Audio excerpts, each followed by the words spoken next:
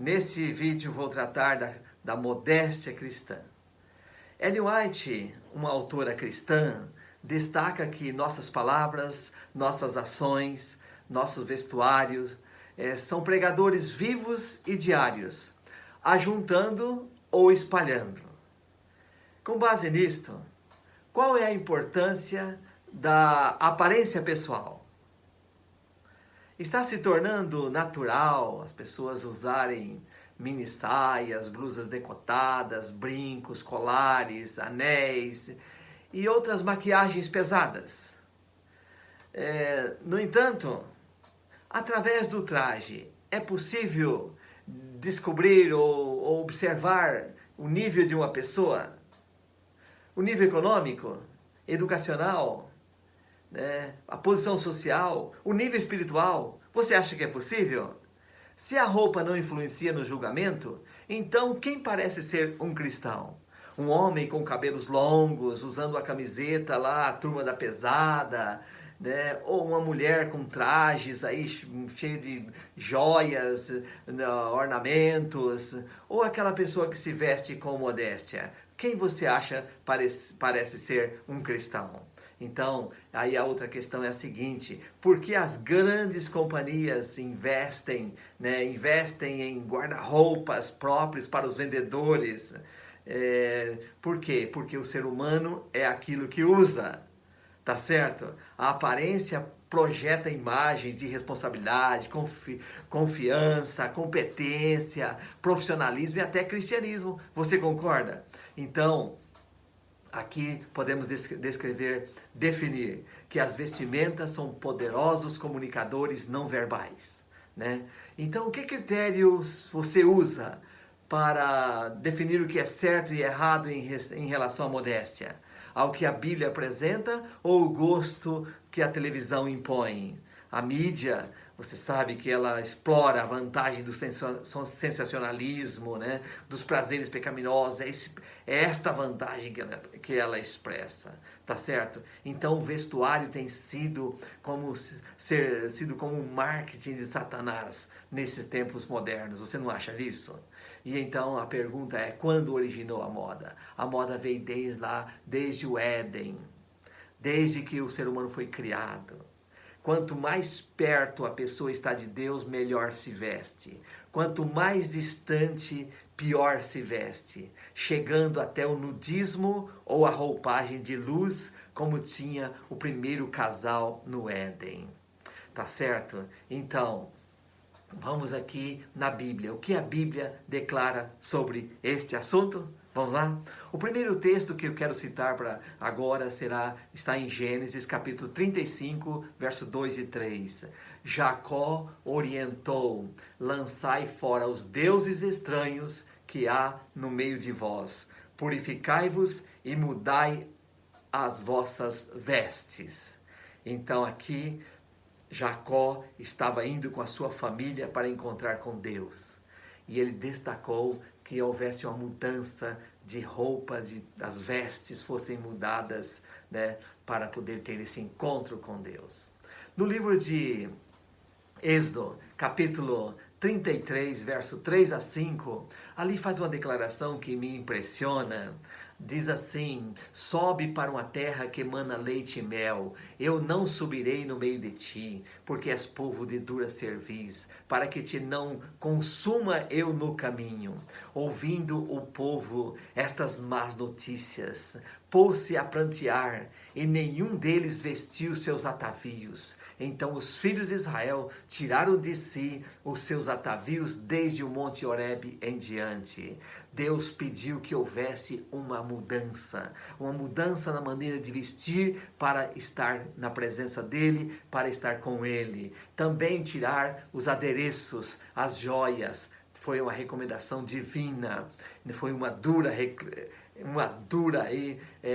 informação que Deus passou para ele, uma dura recomendação. Você acredita nisso? E no livro de Juízes, capítulo 8, verso 24, ali descreve: disse-lhes mais Gideão, uma petição vos farei, dá-me cada um de vós as arrecadas do despojo, porque os inimigos tinham arrecadas de ouro, porquanto eram ismaelitas. Aqui parece definir que os israelitas não usavam esses adereços de ouro, joias e assim por diante. Então, querido irmão, querido amigo, eu quero dizer para você que a roupa é um indicativo também da aproximação da pessoa com seu Deus ou a ausência da pessoa com Deus. Tá bem assim? Vamos para frente. No livro de 2 Reis,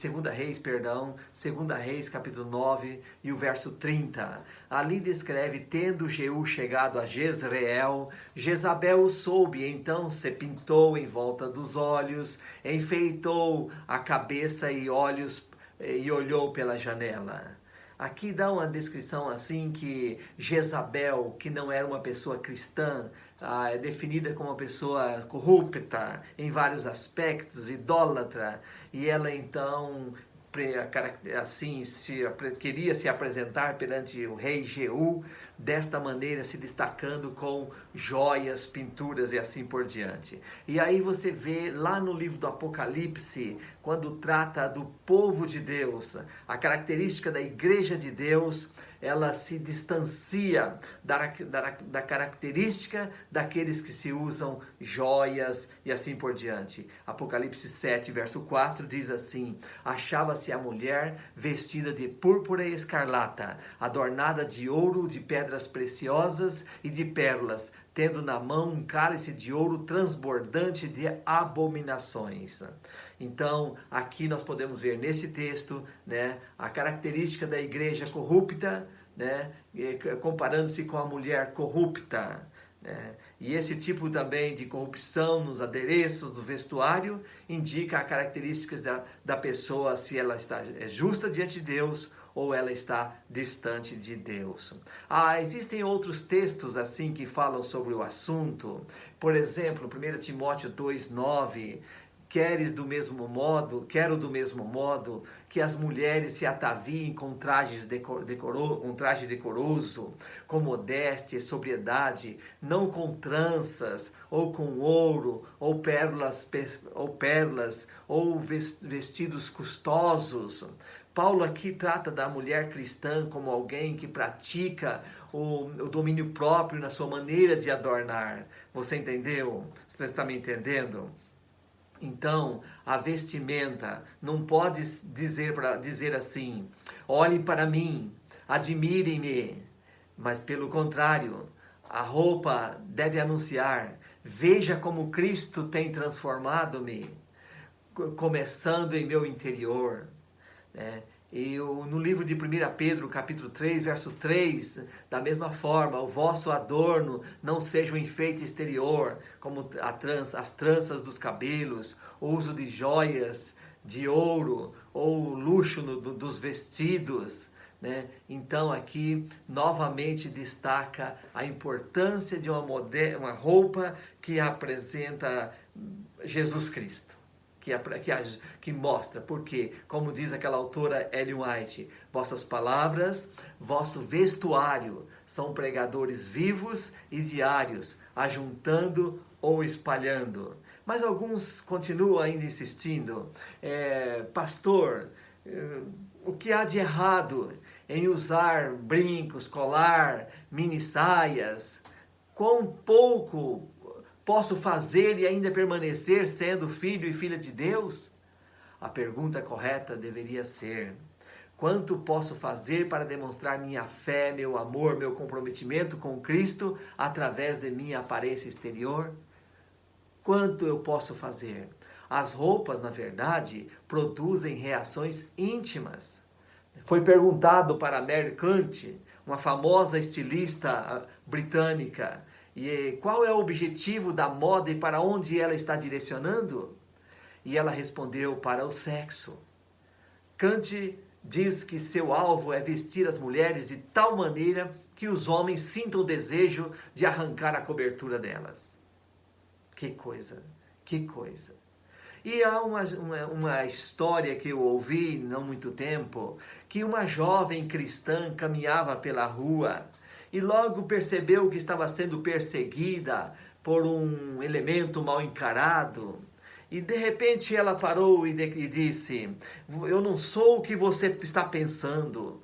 E ele então respondeu: mas a sua roupa indica ser o que eu penso que você é.